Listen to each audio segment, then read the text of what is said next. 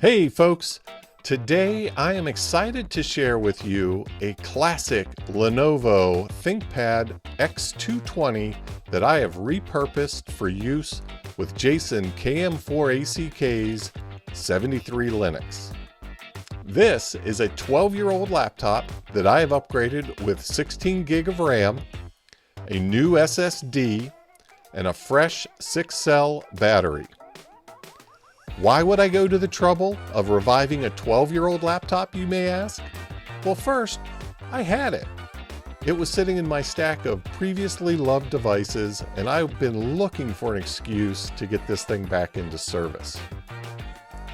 And second, I can promise you, for anyone who's had experience with an X220, they are not questioning me. They are sitting there bobbing their heads. This is a cult classic machine. Some consider this the best laptop ever made. So what makes this so great? First, it's the keyboard. It is a first-class, full-travel keyboard. No chiclet stuff here. This is a dream to type on. Second, it is so easy to upgrade and maintain. If you can get your hands on one of these, you can do as I've done and add memory, upgrade the hard drive, get a new battery. But you can also get a brand new keyboard, get an IPS display, and even get a motherboard. These OEM parts are out in the wild and they're inexpensive. And third, this device is very Linux friendly. So let's get into it and I'll show you what I mean. The X220 has many great attributes. It has plenty physical ports, support for SD cards, express cards, a physical dual-purpose mic headphone jack, and at 12.5 inches, it's very portable. Another attractive aspect of this, and many ThinkPads in general, is great support across many Linux distros. With Linux Mint, the trackpad and trackpoint work out of the gate. No futzing around. The physical convenience buttons for volume, mute, and mic just work. The function buttons for the number pad, the battery utility, and Wi-Fi all work as well. Even the camera works. Not that you'd be impressed by the resolution, but it works. And get this, Bluetooth. Yes, Bluetooth just works. So all that's great. But how does it perform as a platform for 73 Linux? In consulting with Jason, KM4ACK, he shared that Linux Mint is the preferred distro for the project. So that's what I installed. The OS installation was a breeze, no issues, very straightforward. Following the GitHub instructions, I had no problems installing 73 Linux. Again, it was a breeze. Jason and the contributors have done a great job with this project. Post-installation, I am very impressed with the responsiveness of this device, both at the operating system and the application level. Look, this is still a 12-year-old machine, but it is very, very usable. For the sake of comparison, the 12-year-old Intel i5 2520M processor runs circles around the Evolve 3 Maestro's Celeron N3450. But enough with benchmarks, let's see how it runs applications. Let me mention out of the gate that the screen capture is running at actual speed. Starting with Firefox, I'm pulling up a group of previously used websites so you can see how the system performs on sites many of us use every day. All of the ads and stories on the QRZ page are not a problem.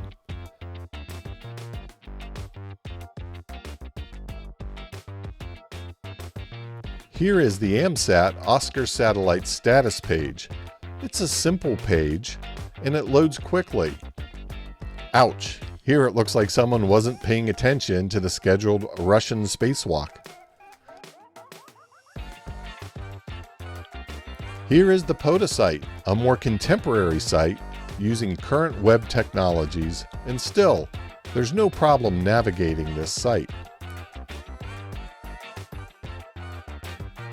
As you can see, I am navigating these common ham radio websites with little to no hesitation.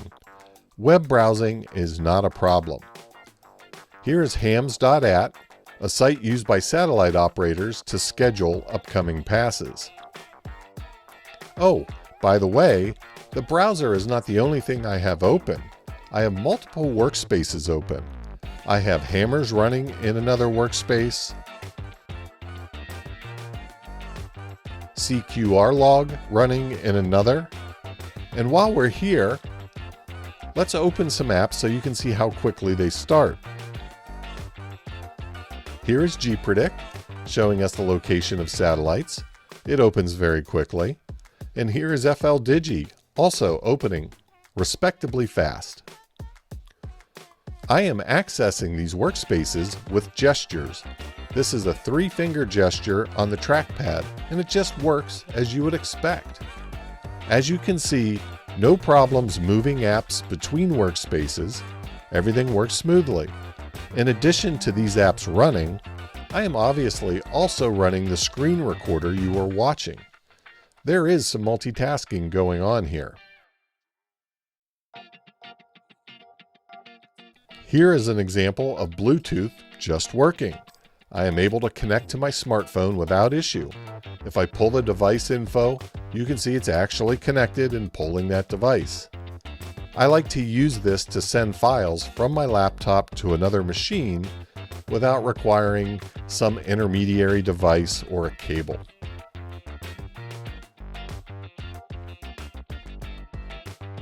Here you can see that even though 73 Linux gives me the option of just installing the apps I may want or need, I've installed them all. I have plenty of space on this device with my new 2TB SSD, so space is not a concern. If I am not using something today, it will be there if I want to use it tomorrow. So there you have it. Bottom line, even though this is a 12-year-old machine, it is a very capable Linux-based ham radio platform. Look, I know some may bristle that it's not a 12-volt machine. I know how popular the Jankopotamus is.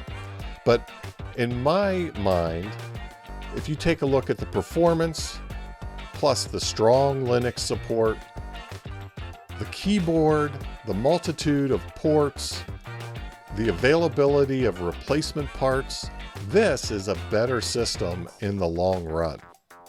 I have also stumbled across a project that will replace that barrel connector with a USB-C PD charging port. So we'll see where that goes. I'm investigating that, and I'll let you guys know if I choose to go that direction.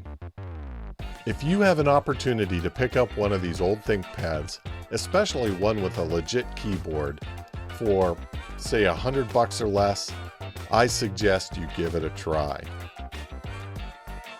Thank you all for watching, and if you have a question about my X220 implementation, leave it for me down in the comments, and I'll do my very best to get you an answer.